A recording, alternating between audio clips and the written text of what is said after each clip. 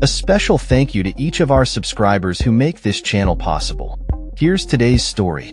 Columbia University has made headlines this week as it announced a series of disciplinary actions against students involved in last spring's pro-Palestinian protests. The university's decision comes on the heels of a significant announcement from the Trump administration, which recently canceled $400 million in federal grants, citing the institution's inadequate response to anti-Semitism on campus. This controversy has sparked a heated debate over free speech, activism, and the university's responsibilities in addressing complex social issues. The protests, which took place in April 2024, saw students occupying Hamilton Hall, demanding an end to U.S. support for Israel's military actions in Gaza and calling for the university to divest from Israeli companies. The occupation, which lasted for a brief period, ended when police intervened, and it was reported that the protesters caused some damage to the building. Columbia's interim president, Katrina Armstrong, has acknowledged the concerns raised by the Trump administration, stating that the university is committed to working collaboratively with the government to address these issues. In a statement released on Thursday, Columbia revealed that its judicial board had issued a range of sanctions against students involved in the protests. These sanctions include multi-year suspensions, temporary revocations of degrees, and, in some cases, expulsions. However, the university did not disclose the exact number of students affected or their identities, citing privacy concerns. The university's actions have ignited a firestorm of reactions from various stakeholders.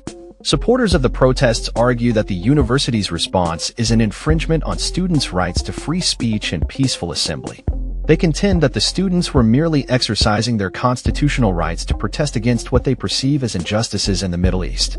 Critics, however, argue that the university must take a firm stance against any form of anti-Semitism and that the actions of the protesters crossed a line.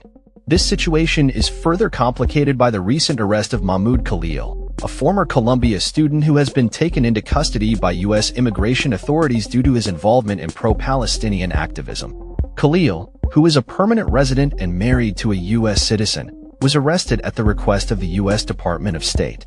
While a federal judge has temporarily blocked his deportation, he remains in custody, sparking outrage among activists and civil rights organizations. The timing of Columbia's disciplinary actions coincides with President Trump's announcement regarding the cancellation of federal funding, which he attributed to the university's failure to adequately protect Jewish students from harassment. This development has raised questions about the implications for academic freedom and the potential chilling effect on student activism. As Columbia University navigates this contentious landscape, it faces pressure from both sides of the debate. On one hand, there are calls for accountability and a commitment to creating a safe environment for all students, while on the other hand, there is a push for the preservation of free speech rights and the ability to protest against perceived injustices. The university's handling of this situation will likely set a precedent for how institutions of higher education respond to politically charged protests in the future.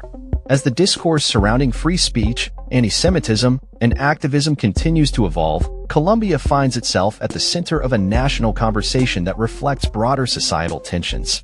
In conclusion, Columbia University's recent disciplinary measures against pro-Palestinian protesters highlight the complex dynamics at play in the intersection of activism, free speech, and institutional responsibility.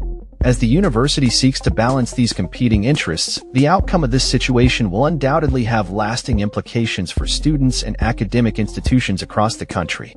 That's all for this story. We upload videos every day covering many different subjects, so hit that subscribe button to stay informed. Thanks for watching.